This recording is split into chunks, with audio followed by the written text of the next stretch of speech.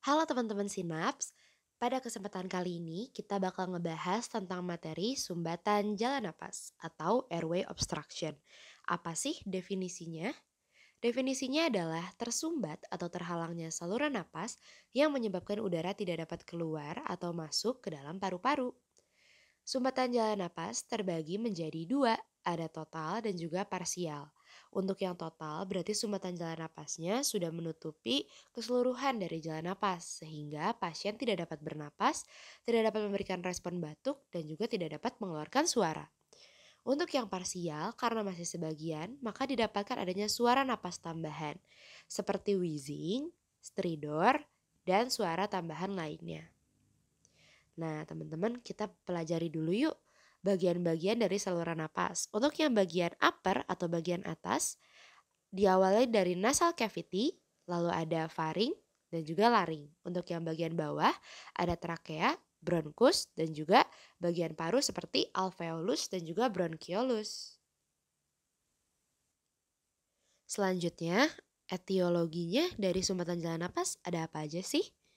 Untuk etiologinya, yang paling pertama atau paling sering adalah corpus alienum nih teman-teman. Corpus alienum biasanya dapat berupa makanan atau mungkin benda-benda kecil seperti manik-manik yang dapat menyebabkan tersedak. Selanjutnya bisa ada inflamasi, ada edema mukosa, lipoma, dan juga anafilaksis dan yang lainnya. Gimana sih cara kita menilai kalau seseorang itu mengalami sumbatan jalan napas? Nah, karena ini merupakan kondisi emergency atau kondisi kedaruratan, ada yang namanya prinsip ABC. Untuk A-nya yaitu airway, B-nya breathing, dan C-nya circulation. Nah, kita lihat airway-nya dulu nih teman-teman, atau jalan napas ya. Kita nilai apakah pasien ini dapat bernapas atau enggak. Beberapa literatur di sini menyebutkan ada look, listen, dan juga feel. Cuman yang paling sering dilakukan adalah look dan juga listen. Nah, kalau misalnya look, di sini kita akan lihat pergerakan dari dada dan juga abdomennya. Apakah pasien bernafas atau tidak, bergerak atau tidak. Untuk listen, kita dengar aliran udara dari hidung dan juga mulutnya. Dan kita dengar apakah ada suara napas tambahan atau tidak. Dan untuk feel, kita rasakan apakah adanya aliran udara pada bagian pipi. Selanjutnya untuk patofisiologi, di sini kita akan menggunakan kasus tersedak atau yang biasa disebut dengan foreign body airway obstruction.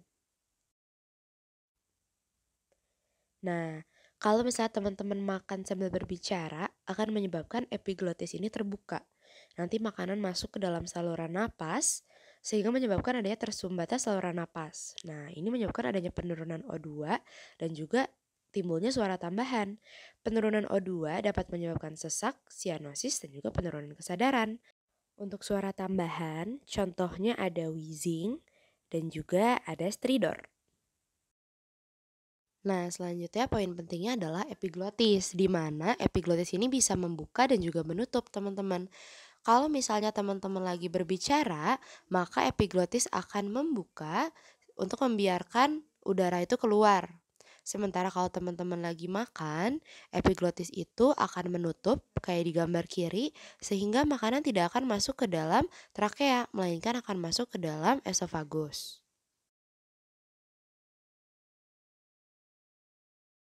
Jadi gambar di kiri merupakan gambar yang benar dan gambar yang kanan merupakan patofisiologi dari adanya foreign body airway obstruction.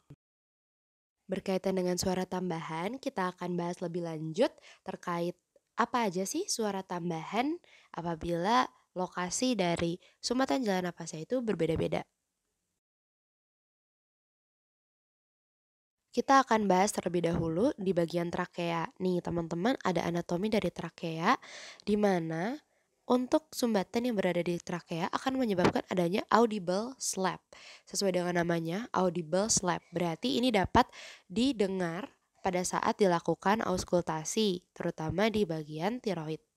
Nah, di sini apabila ada makanan atau benda asing, dia akan menghentak atau mendorong bagian subglotis sehingga terdengarlah adanya audible slap.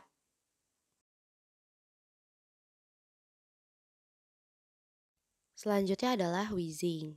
Untuk wheezing, hal ini disebabkan karena adanya sumbatan di jalan napas di mana aliran udara ini yang seharusnya keluar ataupun masuk dengan lancar namun terhalang dengan adanya benda asing. Jadi timbullah suara mengi atau wheezing itu.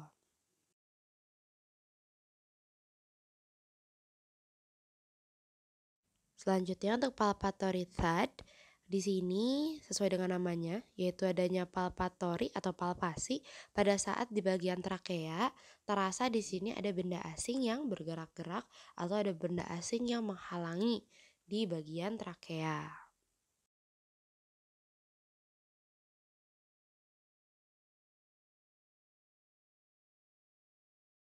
Selanjutnya bila berada di laring, keluhan yang dapat dirasakan atau dapat dikeluhkan adalah suara serak dan juga stridor.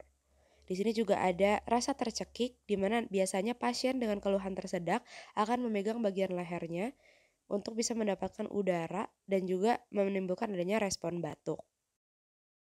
Selanjutnya untuk di bagian bronkus yang merupakan percabangan dari trakea, respon batuk juga dapat terjadi.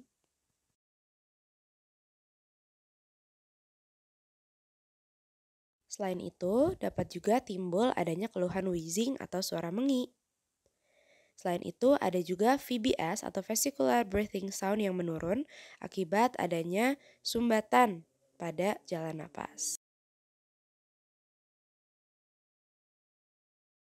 Selanjutnya, untuk bagian esofagus, dapat adanya keluhan drooling dan juga disfagia atau sulit menelan dan odinofagia atau nyeri menelan.